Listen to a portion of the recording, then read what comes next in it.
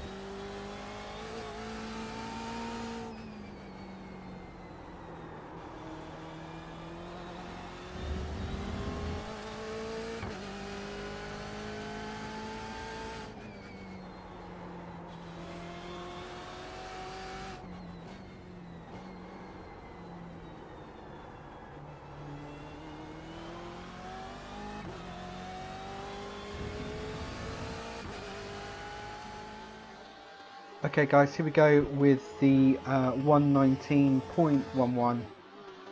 Hugging over to the right hand side, down the front straight. Now we're looking over to the bridge, the board's on the left.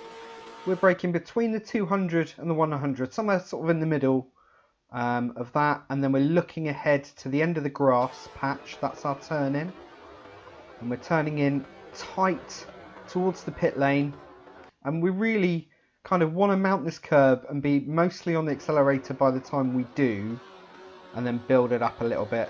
Mounting that curb looks dodgy. It's actually perfectly safe, and it helps you with a bit of turning here, so you can get a nice clean exit, which is always appreciated.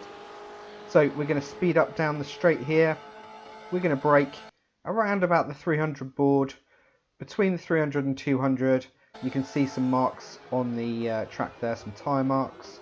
We're starting our turn in by the cones. We're already quite far over on the track, and we're keeping it tight here. Now, there's an argument to double apex here, and you totally can. It's a lot more consistent if you actually keep it tight. We want to be back on the gas as soon as we start to come in line with the Budweiser sign. If you're not on the gas at that point, you're too late. The sooner you can get on the gas there, obviously the better. So we've got a reasonably long straight here, so it makes that corner really quite important. And we're just making the track as short as we can as we whiz down through here. And then we're looking over on the left. We want to brake around about the 400 sign, and then we're looking ahead down the track while we're braking quite heavily to the 100 sign. And we're going to use that as our kind of turn in. And we want to really make sure we get tight to the curb here.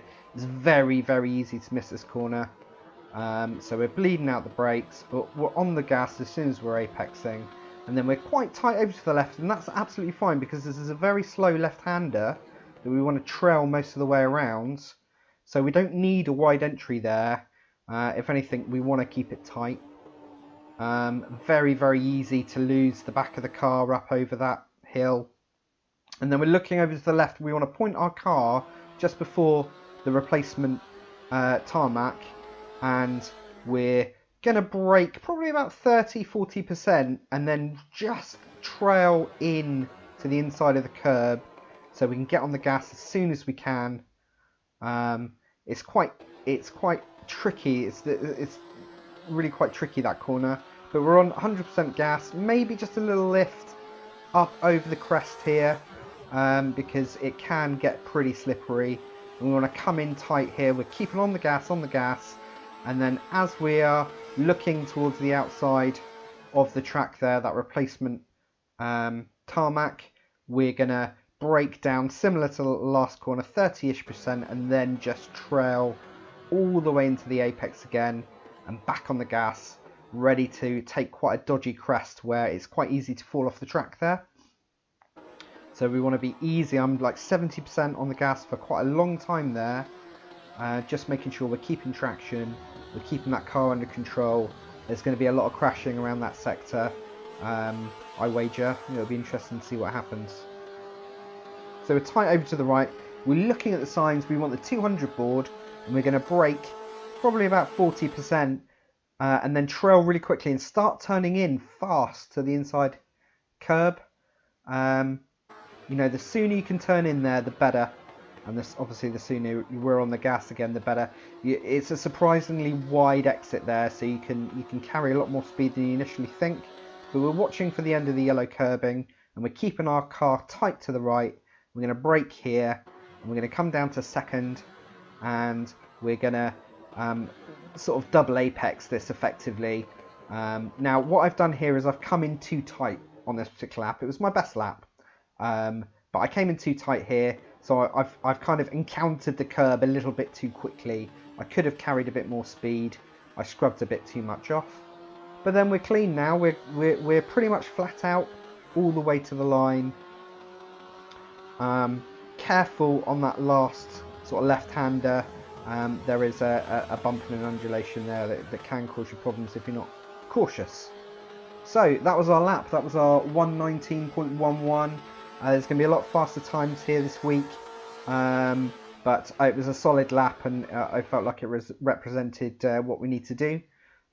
Check out the weather conditions there, and you can see my split times down on the bottom right. But go to the website, findingspeed.com/IMSA to get the ghost car, the setup, and some details on how to set up your test session properly, so it's a like-for-like test. Hope the video was useful. As I said before, please do like the video, please do subscribe if you found it useful, and drop me a comment and let me know how you get on this week. Have fun, guys. I'll see you next time. Cheers.